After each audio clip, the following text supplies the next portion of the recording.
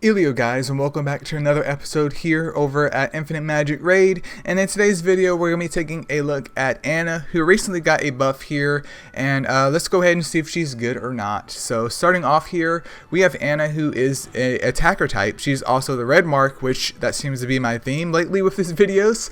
I didn't mean to do that, but you know, there's certain units that I just want to focus on more as I go through this, because I'll obviously end up covering them all, but there's certain units though that I'm not very knowledgeable about. So by doing these, it also helps me kind of understand them a little bit better, because I obviously don't have them here. But anyways, with Anna, let's take a look at her skills. So for her basic attack, which is called Intertwined Flames, this deals 200% attack damage to a single enemy with a 40% chance to inflict one layer of burn for 2 turns. And recently burn got I guess you could say buffed from you have to have 3 turns for it to basically have its effect. It's been buffed to 2 turns, so we can get our burns off quicker, which I'm fine with.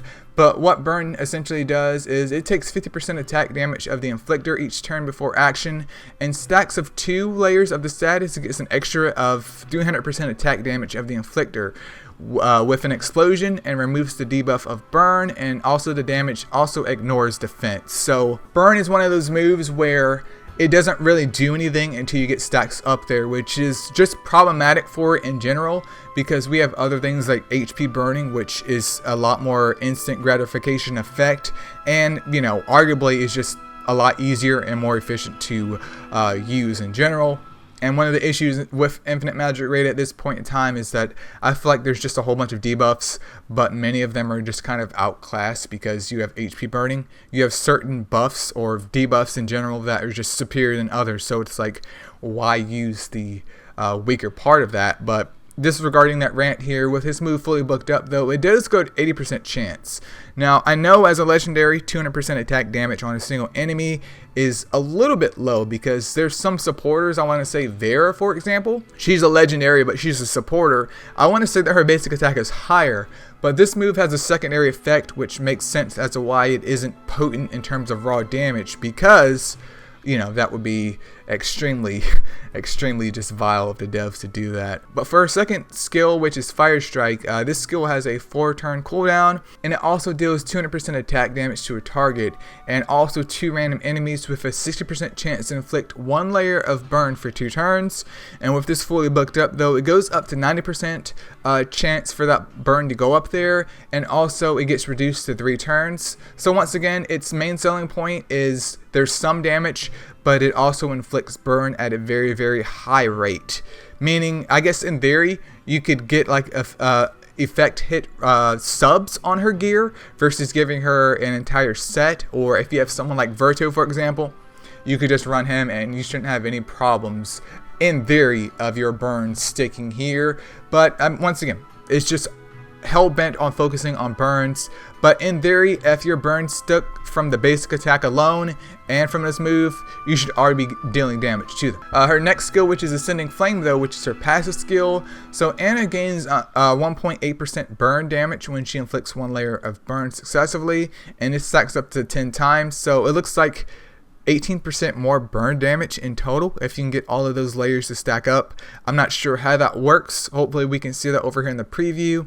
And then she also gets 40% speed added to her for 2 turns when she detonates burn. And with this fully booked up, it's what, 0.3, so 0.6. We're looking at 1.2%, so 3%. So if this is fully buffed up, it goes up to, is that 30% that I'm reading correctly? Hopefully my math checks out here, but okay.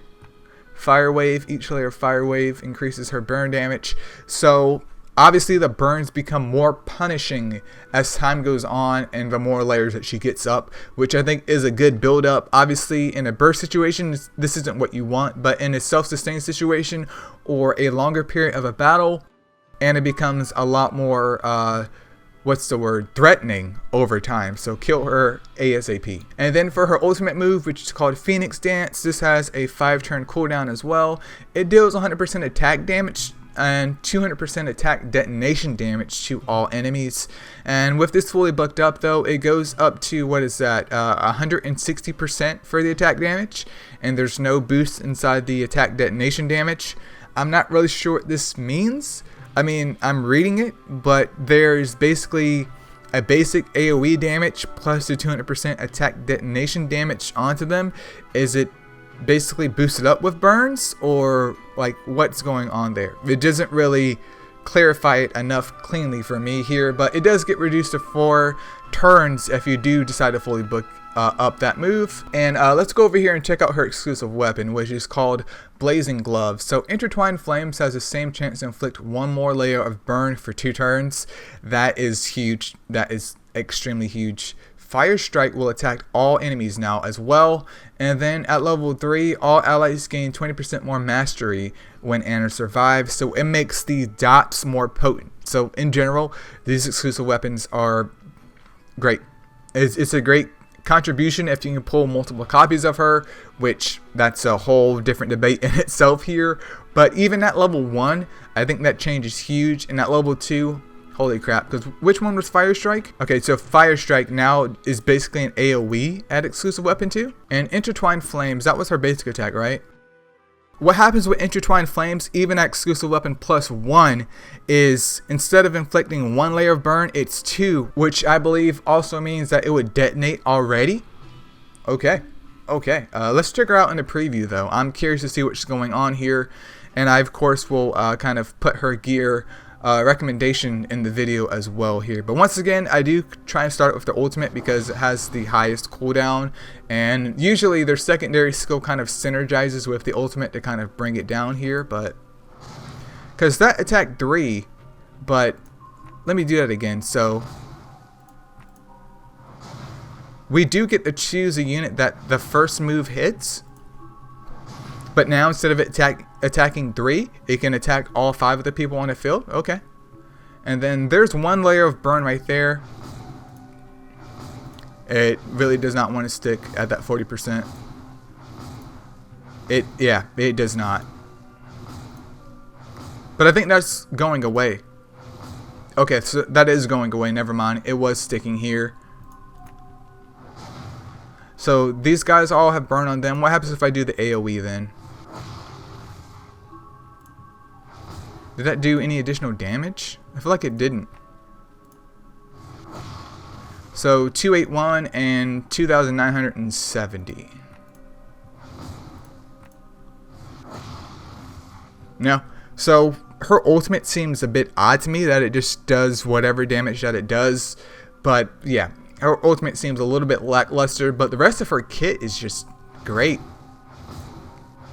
I think the buffing of the burn was a very good idea, because if you take into account her exclusive weapon at +1, you're already getting that additional damage off in theory if it sticks in 1 turn, if both of those stacks go up.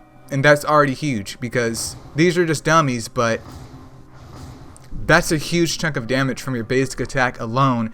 And we haven't even gotten to this move right here, which, what was that again? Yeah, it just helps inflict burn on them once again. But her passive also, we can see right here, boosts up her speed and obviously her burn damage, meaning the more stacks that you get off of burn, so starting off here with this move or her ultimate is just going to be beneficial in general. So I think Ana is just a great unit. I think this recent update to her really kind of brought her up to where that she needs to be at. Obviously running her in a bigger burn composition in terms of like your team compositions, like having Verto in there, which boosts effect hit rate and also the attack of your debuffers, plus someone like Sigmund, who recently got a buff but in my opinion still isn't that great, but at least he's getting there. Also paired up with other units like, I believe his name is Feast or Feist, would make burning just in general a lot more fun to use. But I think she's an okay unit, especially in terms of her whole burn issue, because with burn being a secondary effect, it's important that that secondary effect goes off, because if not, I would just pick a unit with higher raw damage in general. But hopefully the video helped you guys. Thank you so much for checking it out, and of course I'll see you guys in the next one.